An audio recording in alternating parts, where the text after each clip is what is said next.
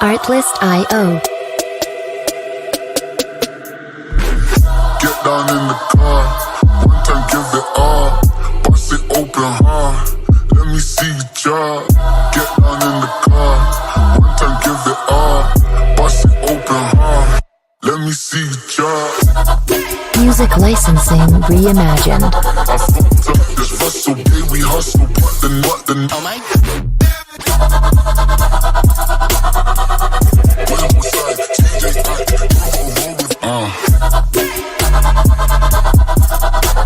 I fucked up this hustle, yeah, we hustle, but the oh my Put my guns, know that they fly, know that they ride or die.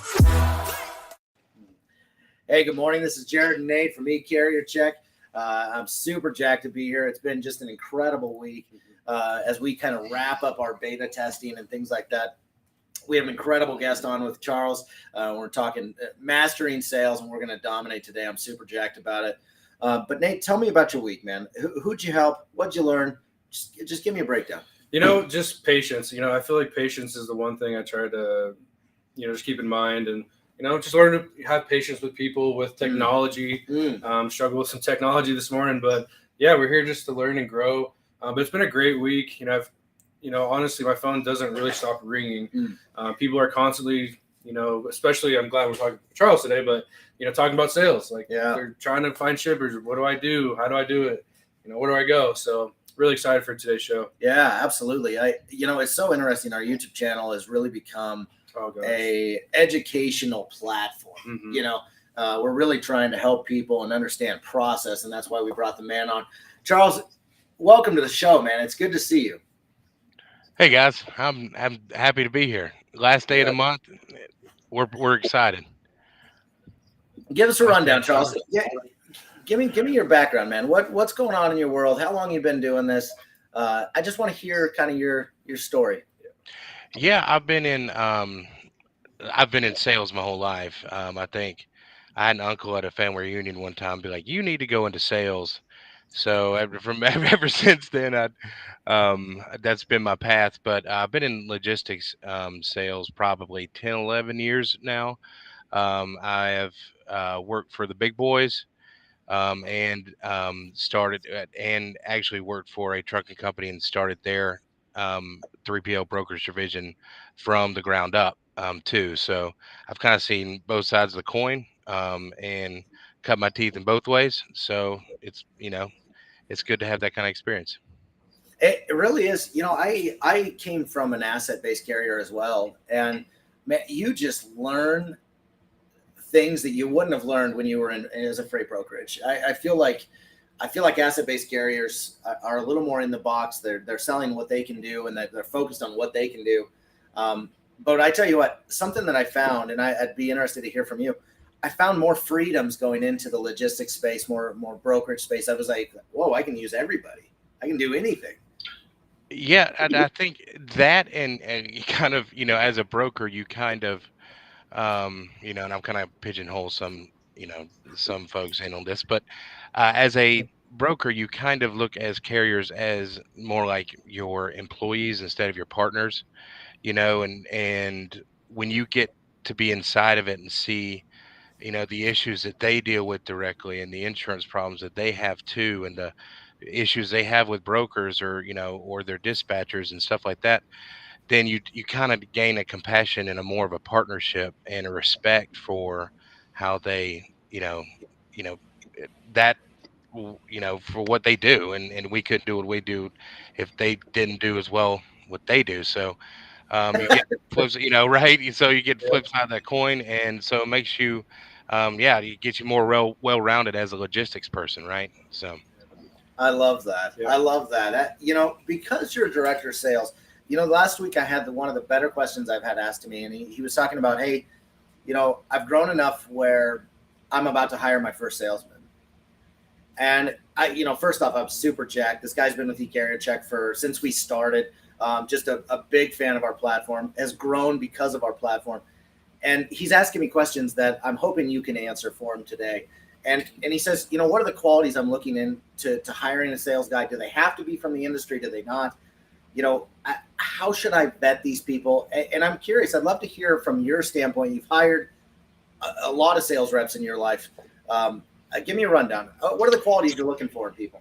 Yeah, if you're right by saying qualities, because if I have seen success on every level from all kinds of industries and stuff, and I wish I could, put my finger. Believe me, um, I wish I had the golden ticket, like put my finger on someone and say, this resume right here, this is the going to be the successful salesperson.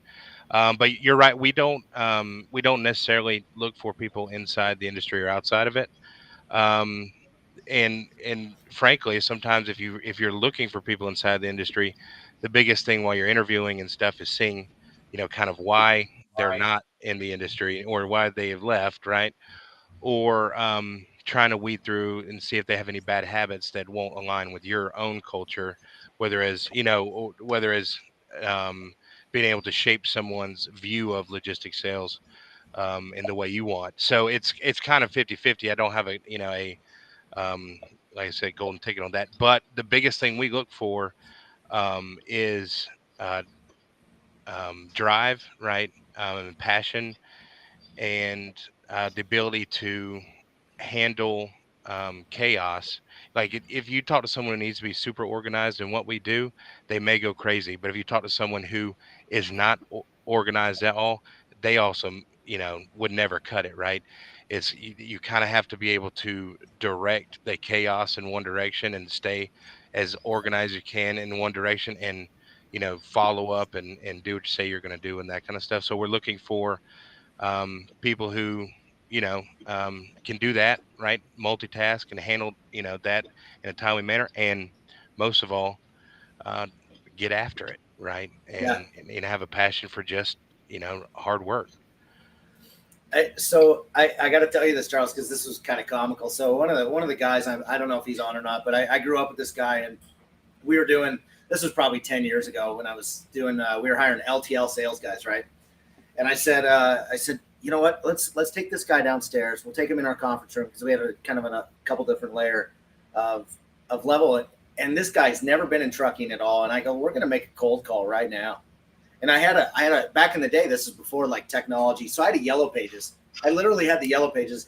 I said, you're going to call one of these guys that are listed in manufacturing, and you're going to make a cold call. And he goes, well, what am I going to say? So I coached him through. We had like a 2-minute coaching session. And he literally picked up the phone and made a cold call. And I mean, he's dripping sweat. It was the most hilarious interview I've ever had. The guy ended up being honestly kind of a stud at sales. But I got to say, from my standpoint, something I'm always looking for. God, I love athletes.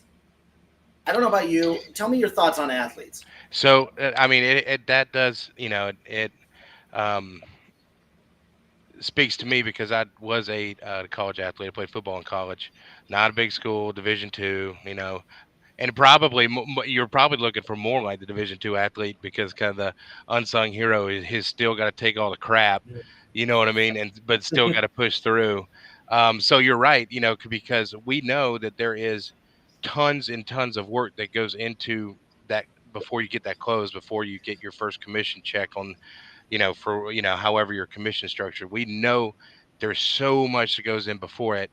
So having someone that knows that kind of work and that kind of like, just not, really right now, there's no light at the end of the tunnel. There is just, I'm planting seeds for my future, and then cultivating that and getting on with that.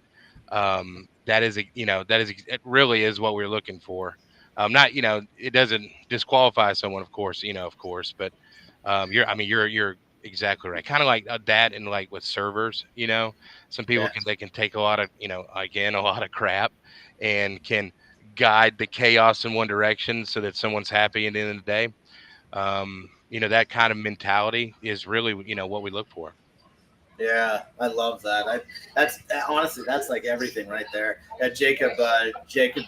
Jacob says Division II pride. I love that. He's like, let's go. Yeah, that's right, baby.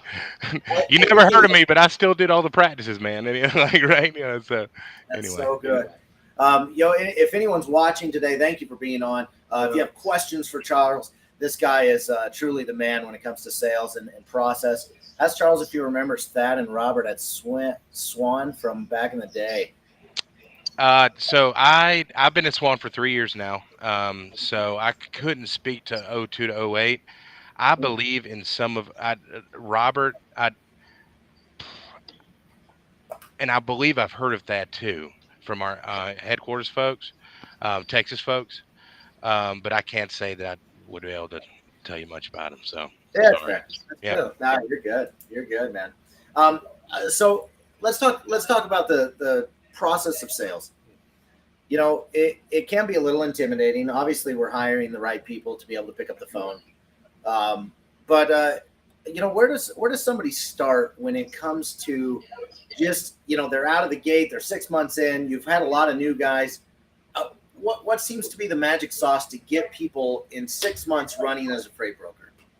What do you want me to start at the 6 month mark or start at day one? Day one's cool with me. Yeah. Okay. So um, really the biggest thing if they have not been a freight broker before, if they've not been maybe in logistics, but not heard the objections that you're going to hear in with what we do. And again, I tell everybody in freight brokerage, anyone I've coached or consulted or anything like that, we're not selling something that someone else doesn't have, right? I'm not calling and offering a product to someone and saying, hey, our product is much better because it does this in more time or it's more, whatever. We are literally calling and saying, hey, we're going to pick up your freight just like somebody else did today. They haven't been waiting for Charles to call every day and be like, if Charles calls one day, maybe we'll be able to move this freight. No, they're moving it, right? Yeah. So hearing the objections is really the first thing that I want our folks to do. We give them the training, we walk through all of that stuff, but eventually in the first few weeks, we want them to get on the phone and to start hearing what someone is going to say to them, prospects are going to say to them, because you're not going to get that scar tissue any other way. I can coach you to, we can go back scenarios and all, and back and forth all we want, but until you have that and you receive coaching on the spot, like, okay, this happened. Let's ask about that. Let's ask about what they happened and move through the sales pipeline. So that's really where I want to start. I tell our guys, listen, the worst thing you can do right now is not do that. Just let's talk about what folks are saying to you, and develop and get that scar tissue and hear the questions we need to ask and all of that stuff. And then eventually we work on again that a need we really focus on needs assessment, solutions development, right? Open-ended questions, finding out what their logistics process looks like, because every customer is different, and that's where again we don't have a product that's different, but we and anyone can set themselves aside, apart by partnering with the customer, figuring out what's been going wrong, where the pain points are, what kind of issues are you having with your current carrier, and in developing those solutions. And that's how you're going to get the good customers that when it's a loose market like it is, that are going to stick with you, that are going to respect your rates instead of argue over $10, right? And I mean, truthfully, so I mean that's without giving a long diatribe of the sales process and all of that stuff. It's really what we look do. The I would say the first thing, um, really the first advice I give these folks, besides just getting on the phone, is don't overthink it. Right? I can't tell you how many times Yeah. we've got folks that they just want to research they want to take a customer and they want to sit down and they want to break down their website for 30 minutes and like gear themselves up in the calling, and then they call the phone number on the website and it's a fax number, right? And they just spent 30 minutes like just like playing Rocky and getting ready, and then it's like or like they call up and it looks like it's cool and they do a lot of stuff, but it's actually a mom and pop farm stand, and they sell three bushels of strawberries a month, right? And you just don't know until you call and ask, and you can't partner with someone if you don't know what they're doing. A lot of times it looks like somebody's doing something on their website, and it's something completely different, or maybe something in that industry, but You don't know. Just call up and let's work it out and figure out. Anyway, so you spend you spend think about it. If we found, really, the research we found is new reps within their first 6 months, they really need to touch 60 to 100 people in a day, right? You've got to build a successful pipeline. Now, it can be, organizing a day and it's a little slow, or yeah, some people do more, but really that sweet spot's like 80 calls, you know what I mean, or 80 touch points, right? um and if I spend 10 or 15 minutes researching um a website every time I want to call somebody, that's 80 calls, that's 800 minutes. There's not enough time in the day, right? Right. So, and this is a plug for eCarrier. Here we go. I'm coming around to it. If you can find services like eCarrier, that's why we use you guys. Why, first time I ever talked to you, I was like, wait, can you use this for prospecting? You've got folks, where they're picking up, and you know what they're running and all of that stuff. That's quick. That's all I need to know. That's my hot lead. I know they're moving freight, and I know it's going this direction, and I know it's on a flatbed. That's all I need to know. Everything else, pick up the phone and figure it out. Yeah. Right? Ask them about it. So that's my advice for new brokers and getting going, because a lot of them, they just cold call every day, and we're not. That's not. You never, 99.998% chance in this industry, pick up the phone and first call you close somebody. So if you're not developing that relationship, then you're giving yourself a literal 0% chance of moving any freight. Yeah. Charles, that was well said. And I'm a big believer that your first call is going to be a lot different than your 100th call. And, it's just crazy like that. You just got to kind of make some scars and learn from it. So, Yeah. I love that. Don't overthink it. Mm-hmm. I think something that's really interesting that you said, you said it real lightly, but this is something that has a lot of meat to it is, you were talking to these guys day one about what are the objections they're going to hear, because you're going to hear about the same 5 objections. You know what I mean? And how do you combat that? What do you say when they say it? We don't use freight brokers, or we are full, or, adding value. Ozan said something here, Charles, and I'd love for you to break this down. What are the biggest challenges for new salespeople facing now? What changed, and what make it better or worse for the last 5 years? Yeah, I mean, well, if you go 2.5 years ago, if you come in, after the initial first 2 months of COVID, when everybody just kind of like froze, and then it became so tight because everyone's moving construction stuff and adding new stuff and it's kind of sticking where they're at.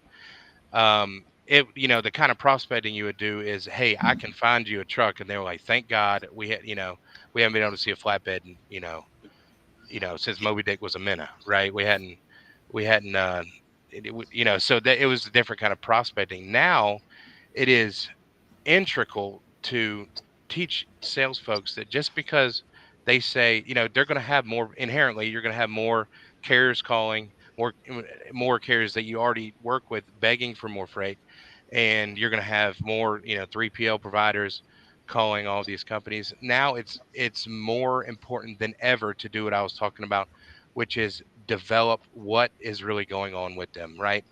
Because in this kind of market, and really I hate even talking about how salespeople that sell like this, but like, I have trucks, like, like the go-to is, I have trucks in the area, right? And that kind of selling is never going to work in this kind of market, right?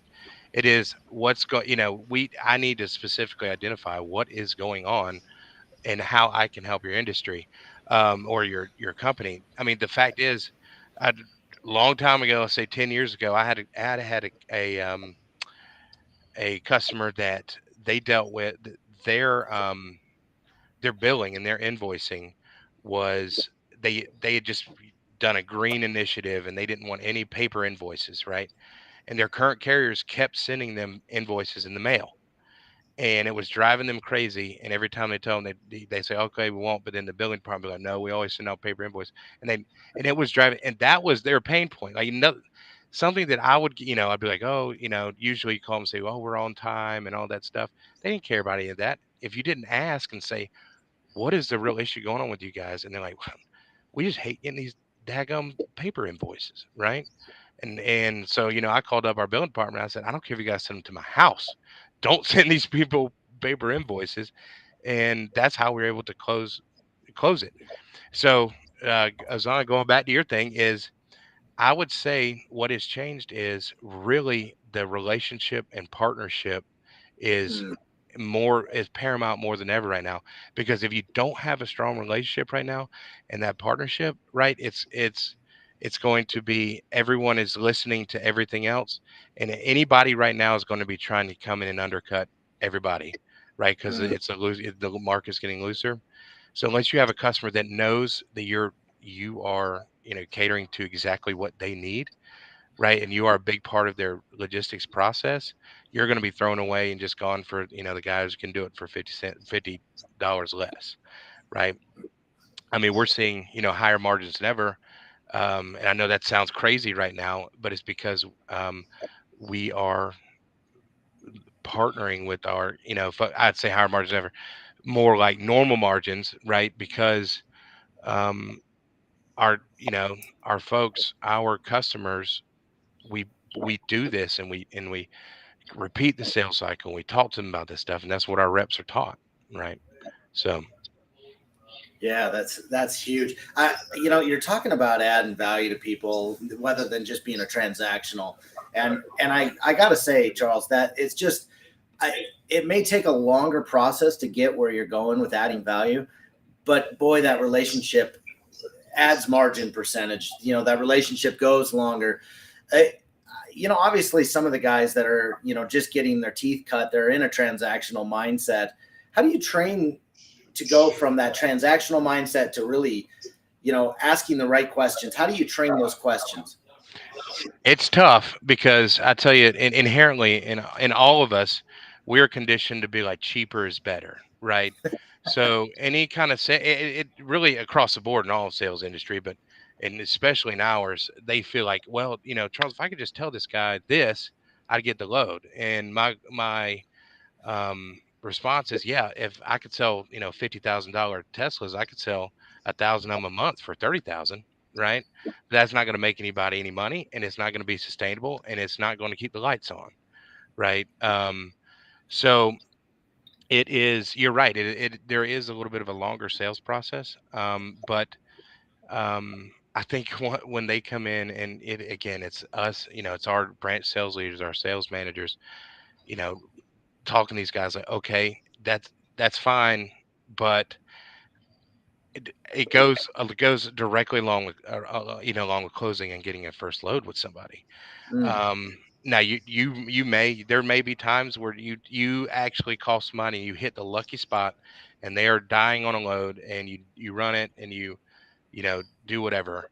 But that customer is probably just as likely the next time they have a load to talk to somebody else and give to somebody else too, right? So the customers you end up with in the long term are going to be the ones you do partner with, right? And then you will be able to close those customers because it's, Mr. Customer, it's a no-brainer. We talked about this. You said you needed this, mm. and you're saying you're having troubles with this, and this is how we're going to fix it.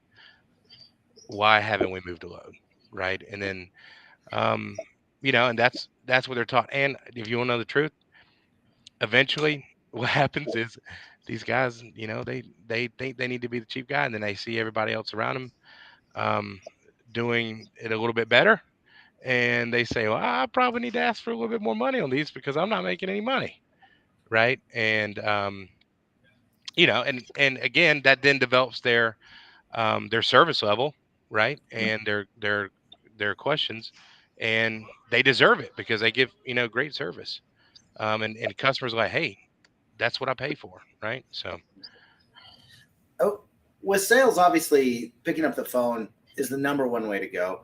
Obviously, there's, the other form of communication with email. Where do you fall in with that strategy? Have you seen it work? And then I got a couple other follow up questions after yeah. that. But where do you follow up? Where do you fall in line with emails? So I don't know, and how you want me to answer this, but I'm a little bit old school. I am of the belief that, of course, you need emails is a great tool, right? It's another touch point. Eventually, you want to get to a spot, where you're in the customer, you walk in the morning, they're like, hey, I need 4 more of those trucks to Indianapolis, right?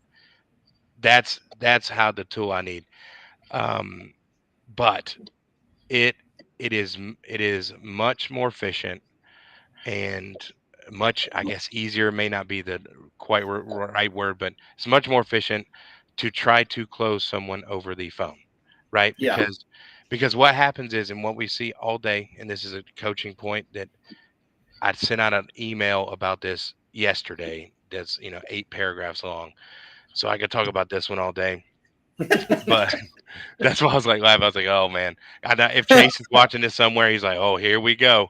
Um, uh, that what happens is we lose that relationship if you just what I would call just a rate guide or a rate matrix. You get you just become a list of 75 other 3PLs or carriers, and you just send it. We call it quoting. We just send a quote. I hate the word, the Q word, quoting a quote back. You send a quote back because you're trying to win a load, and then either this what happens either you just become a number, right? Not a relationship, not building that foundation, none of that stuff. Or they say, okay, I've got somebody for 8. Now I'm just going to try to beat it, right? And you just, you set the high on the market, right? With that load. Instead of calling someone and saying, hey, what you got? Is there any specific I need to know about this, this movement, right? What's going to make it the perfect movement for you? um, when does it need to pick up? And then saying, hey, I've got someone that can do that at 9 a.m. And then if they say no, literally saying this, you're getting a little bit of my inside sales technique, but when a prospect or customer tells us no for the load, I tell our guys to say, okay, you want me to let that truck go? Right? Because you've got to if they've had a tough time covering somebody, and or where it's happened before where they have had somebody and not, they've got to look at you and say no, right? And then it gives you the opportunity. You can't do this over email. It gives you the opportunity to say, okay, listen, is there like what's going on? Is there like another truck you're looking at, or is it the rate? And they're like, yeah, someone is about $50 cheaper. And then you're like, well, listen, they couldn't call me a salesperson if I can't talk carrier down $50, right? So there's a lot of, or we'll figure out where their price point is, and we can kind of hone in where we can meet, on that load for the next time. But none of that happens if you just, they're like, hey, Indianapolis to Nashville, and you're like, okay, $600 for flatbed, and then send it out. You'll never hear from that customer. You'll never close them, and it's honestly not the kind of customer we want because we're not partnering with them. We can't show our service, right? Right. Yeah, you become a transaction. Cashier, man. Something That's what I say. You're a cashier then. you really are. Something that and I think that like sometimes, and I'll explain myself here. You pick up the phone, and you have a great conversation with the shipper, and he's like, you know what, send me an email. And I honestly think when they say send me an email, it's almost like cholesterol. This is another objection. You know what I mean? So It's like cholesterol. It's like a hidden objection. Nobody talks about it, but it's like, oh, they just want me to send them an email, and it's like, that's the where do you number go one. with that? That's the number one objection that we talk about is send me an email, because that is the one you get 95. Even if you get another one, you get, these guys are going to be looking. They're looking at me because they hear me talk about this all the time. If you hear send me, and I am the director of sales and kind of overstepping on our branch sales leader by talking about this all the time too. I just don't want. But uh, we when we hear send me an email, we should all like a band and angels should come up and we should say thank you for asking us that, because we coach that so much, and it's an easy objection to turn back around. And it's, you say something like, great, I'll send you an email. What would you like? What kind of information do you need for that email? Right? And then I say, well, we run 48 flatbeds, or do you guys have van, or can you tell me about your lane from this to this? Right? You just ask them, and guess what? Now we're back talking about their freight, Yeah. right? And they say, oh, flatbeds. Oh, great, flatbeds. How do you guys load those things? Right? And all of a sudden, we're not talking about emails anymore. And it should be just conditioned. Right now, we do want their email address, right? So if it does come, and we're not going to be able to do that. We do want to get that information. And I'm not saying that, but what I am saying is, if you get an objection like that, that is not something that you want to they're not breaking it. They're not slamming the door. Really, they're opening it up, and so that's how we handle it. Yeah, something I layer on top of that, Charles, because that's beautiful. You keep them on the phone. What do you want in that email? I love that question. Something that I layer on top of that, just to kind of keep top of mind, is I always say, we're from Nebraska. Obviously, we don't talk about our football team, but we're from Nebraska, and I always say, what? Here's what I'm going to do: is I'm going to send you this email about flatbeds or this lane, but I'm going to put in the subject line, Nebraska-based company, you know what I mean? So that they kind of, it stays top of mind, so if you can find your key, I think it's huge. Because gosh, sometimes you go down the rabbit hole, you get set up with these shippers and then nothing happens. And you're like, well, this was friggin' pointless, and it really just kind of pisses you off until you get to a point where you can finesse it further. When a client goes cold like that, Charles, he says, let's get set up. How are you ruffling the feathers? How are you getting that guy to kind of get off center or get off his old habits? Let's be honest, everything is a habit, right? So he's just emailing his other broker. He's emailing his other carriers. How do you ruffle that feather a little bit to kind of get that off center situation going? So our guys run into a lot. They'll call, they'll become, get on these lists or whatever, and then, and then I get after them, and they call and they'll talk to the contact and say, hey, I've got a truck. Let's talk about it. And they'll be like, I told you to send me an email, or I respond to the email. And literally, how we ruffle a feather is we ruffle that feather right there. We make it memorable that they talked to us on the phone, right? And you say, listen, that's fine, but I've got somebody on the other line. I need an answer. You know what I mean? Or whatever it is, we want to hold them accountable for talking to us, because I can tell you that in that whoever that is having, if they are really truly just getting emails, they're having logistics trouble, right? Because they are not communicating well with carriers, and they are taking the cheapest person possible, right? And I can tell you their claims percentage is higher, their on time percentage is lower, than whatever their industry is. And if we can actually crack that nut and get in there a couple of times and show them what a good customer, a good 3PL, a good carrier can do, right, you'll have them forever. There's an old customer of mine, a little brokerage based out of North Carolina, that I would handle all. I mean, I just ended up becoming like their de facto other broker, right? And I remember talking. Her name was Karen. Her literal name was Karen, and a true story. It was. And so I called her, and I worked on her, and the last thing I said, I was like, you know what, this is it. They're just not going to be afraid. And I was like, Karen, you know what? One day you're going to like me, and I don't care what you say. You're going to like me. And then she just started laughing, like, "Pfft." And then she became like my best friend. Sometimes the people who don't know, they hate your guts or whatever they're calling and all that stuff.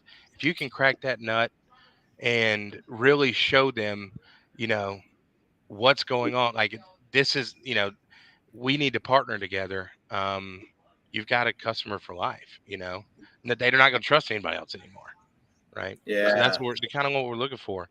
But it doesn't work if, the first time you hear no, you get shut down, and it's a qualified, prospect, and you don't pick up the phone and talk to them again. If you just become the rate guy, the email guy, or the, not follow up, not, calling them, talking to them about their freight and their process, it's not going to happen.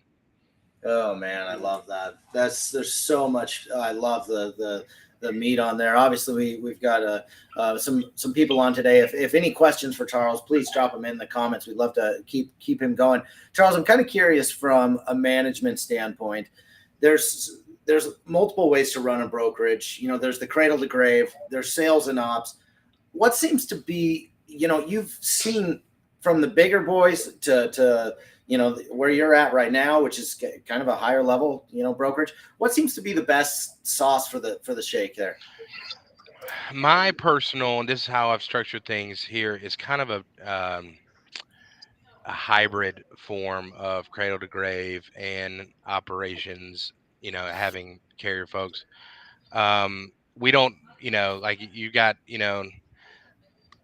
the big boys, let's call it, TQLs and the CH, they bring folks on and they train them on accounts for, 5, 6, 7 months or whatever they do now. And they lose a lot of good salespeople along the way because they they don't let their horses run. And then the flip side of that is, they don't get developed in anything else. It's just, it just, but um, also, if you don't get brokers help, they burn out, right? Yeah. There's only and they plateau. And, like I said, you want your horses to run. You want your best salespeople to be able to sell, right? You want your hunters to hunt. It's kind of how what we say. So, I've found we bring folks in, and then we as they grow, we put we build a team around them, right? And we give them, what we call carrier managers or customer account specialists too, whatever they're needing on their account to kind of take, that away from them, and let them continue to grow accounts and, grow their actual customers and be able to prospect more.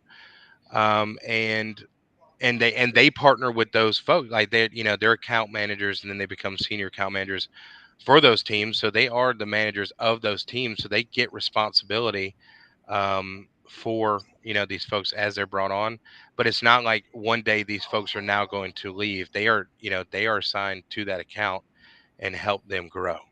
And we've really found that that's the best way. And frankly, we we call them a sales team because we hold them accountable to helping grow accounts too, whether that be, providing great service.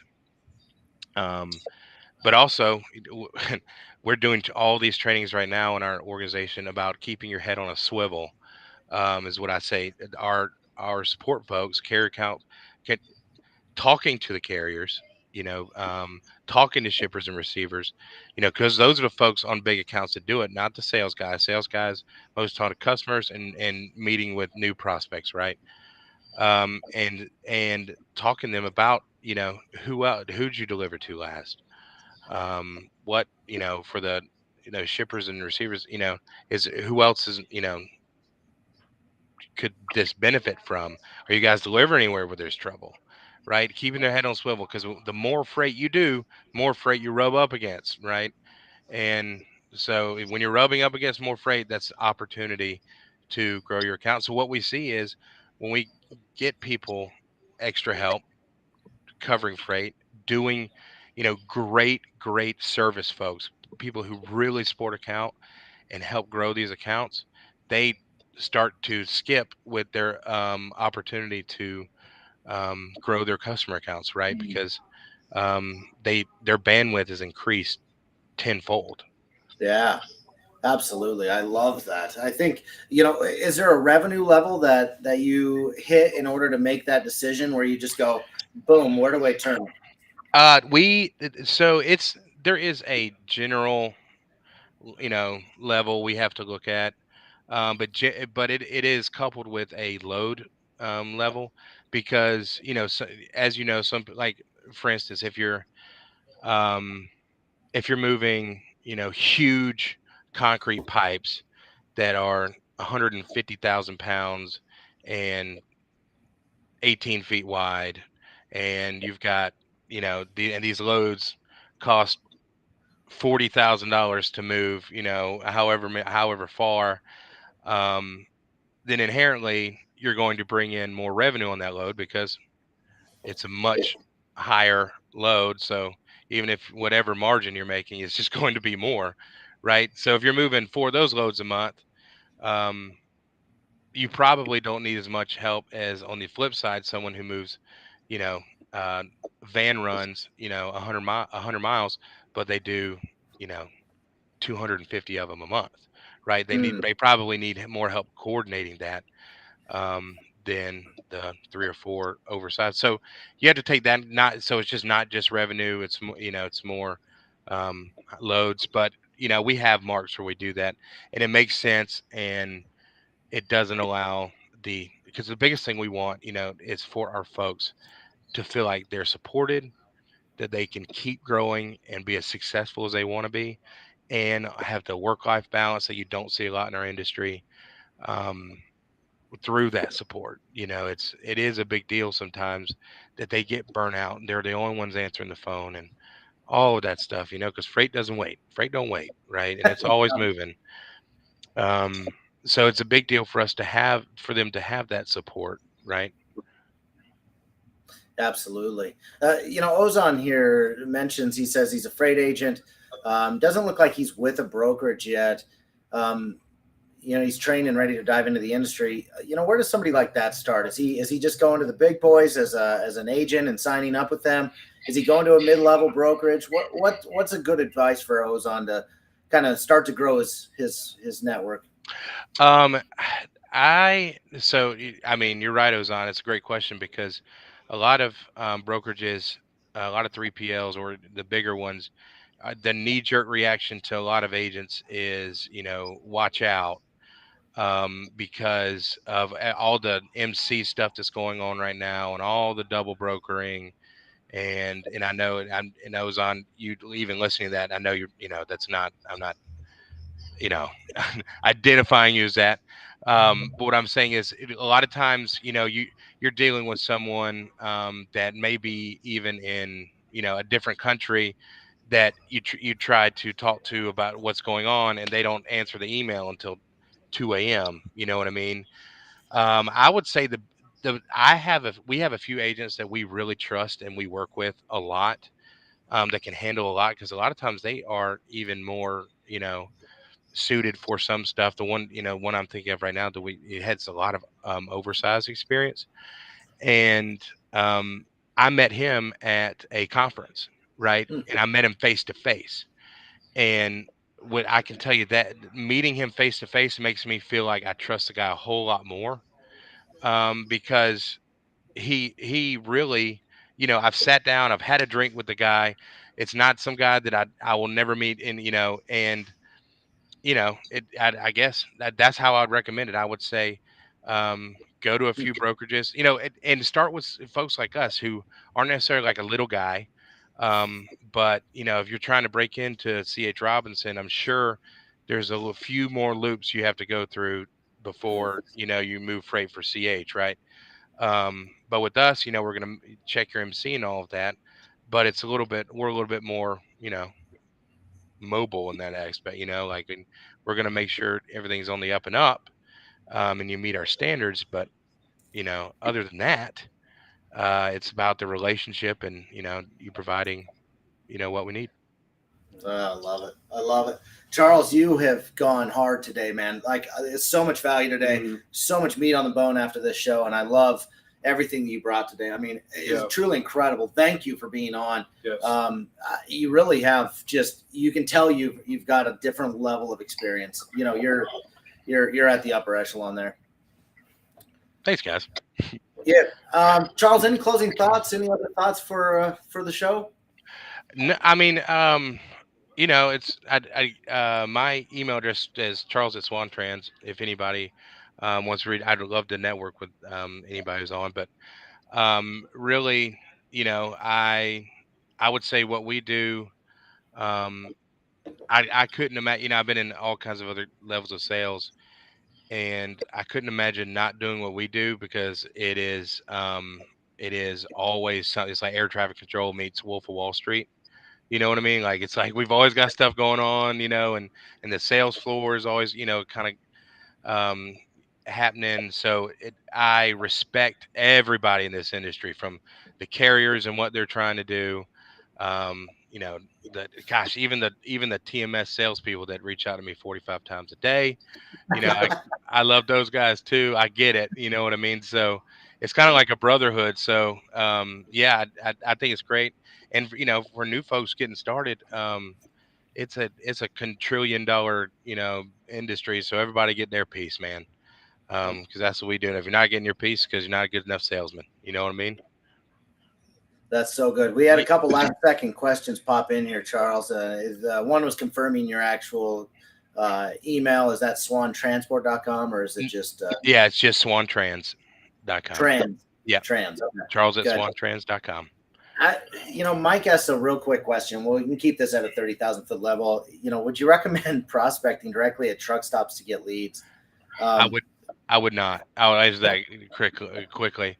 I would not, because if you're standing at a truck stop and you talk to 10 drivers and they give you, I don't know, let's say 3 leads apiece, that's 30 leads you did. And the whole day you spent around driving and going all that stuff, before you got out to the truck stop, I could have called 30 leads. Exactly. I love it. Charles, thank you for being on today. Yeah, thank you, Charles. Nate, how do people get in touch with eCarrierCheck? We're obviously a sourcing platform to help find shippers, carriers, brokers. Yep. We have some cool phone technology, but give us a rundown. How do people get in touch with us so we can try to help them grow? Yeah, most definitely. So just go to eCarrierCheck.com. You'll find our phone number, email there. We're pretty awesome over here, so we love to hear your story, try to get you where you need to be or want to be. And obviously we got really cool connections like Charles. If we ever need any feedback or advice, we got him. Yeah. But yeah, reach out to us. Let's see how we can grow your business and get you going. I love it. Everyone have an awesome Friday. Thanks for again, being Charles. on.